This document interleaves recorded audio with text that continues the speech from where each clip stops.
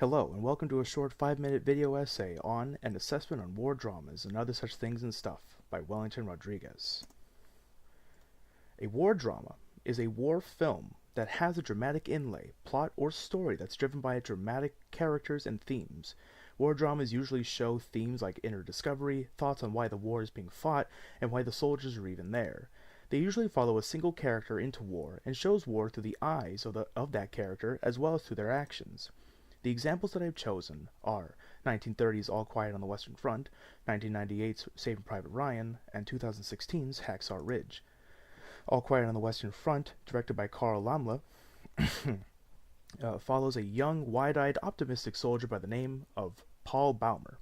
Paul Baumer is a high school graduate who is encouraged by his teachers, his family, his friends, and other people in his town and community to join the German Imperial Army and to fight the French on the Western Front.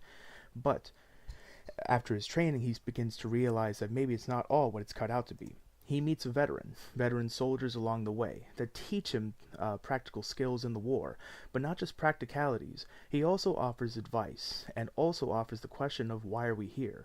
Why are we fighting the French? I hold no ill will against the French, so why should I be fighting them? In scenes like the crater scene, in where Paul Baumer encounters a French soldier, stabs him, and the French soldier slowly begins to bleed to death, Paul offers a sort of speech and a rant to the French soldier, telling him that in another life they could have been friends. They could have been brothers in a different life. This gives a new lease on life to Paul, realizing that war is not only hell, but it's also needless to him. He doesn't hate the French, but he still fights them because he has a sense of duty, a sense of pride. A young optimistic high school graduate joins the Imperial Army, and he feels a sense of duty to fight, but he witnessed the true horrors of war, and he keeps a journal to record it all. And he loses many of his friends along the way, all of them in fact, one by one, either to insanity, illnesses, or them being killed. And along the way he also questions why they're even there, fighting in the first place. And at the very end, he eventually dies, becoming another casualty of war, in a war that he didn't even agree with. The next film was Saving Private Ryan, directed by Steven Spielberg and starring Tom Hanks and Matt Damon. Tom Hanks plays a sergeant in the U.S. Army who storms the beaches of Normandy on D-Day along his other soldiers. And in the scene of D-Day, we also see that war is also hell. The Germans are not the only bad guys in this story, it's also the Americans, as seen in the scene where these two supposed German soldiers come out of a trench with their hands up, but they're gunned down by two American soldiers. In the end, those two German soldiers were not German at all, but they were Czechoslovakian. This shows that, not even the Americans were pure and, safe from the horribilities of war.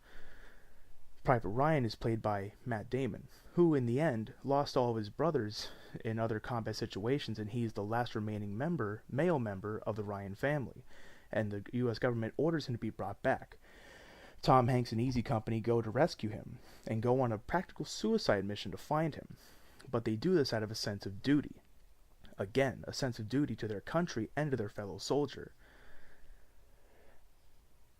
The main plot, not the main plot, but the main focus of this film is also this sense of duty, going all the way above and beyond to save a fellow soldier, sacrificing your life to save one. But you realize that even American soldiers can be just as bad as any other soldier in any other war. And going on a practical suicide mission to rescue a single soldier, and pulling through to the very end to complete the mission even though it could get you and your soldiers killed.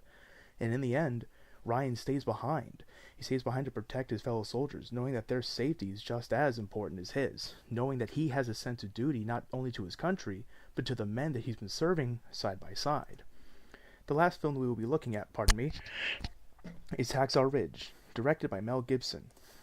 Hacksaw Ridge features Andrew Garfield as Private Dawes, who acts as a combat medic in the Pacific Theater fighting against the Japanese on Hacksaw Ridge.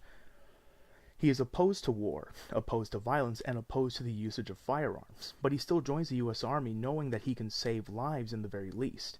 Again, this sense of pride and this sense and this feeling of this devotion to his country and to his fellow men. He runs into hellfire, knowing that he could very well get himself killed, especially seeing as how he doesn't have a weapon to defend himself with. But he still goes out there to save his men, knowing that if he can save a life, then that means that's a life that he has saved, and a life that he has not taken, meaning that he can still stick to his convictions. At the end of the day, it's, the familiarities in this film follow the other films as well. Joining the army in a sense of pride and a sense of duty, believing that if other men are fighting, then why shouldn't he fight as well? And another motivation that these films have is that he has a love interest back home, a new wife, a wife that he had recently married before he left. But opposing violence, he realizes that violence is a necessity in war, but he still questions it, questions why he does it. And he runs into the hellfire battle without a single weapon to defend himself with, but he still does it.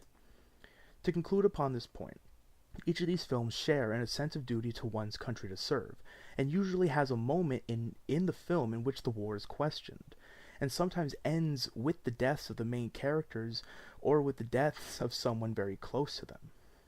I hope you enjoyed this video, and please keep it in consideration for any A's or A+. Thank you very much.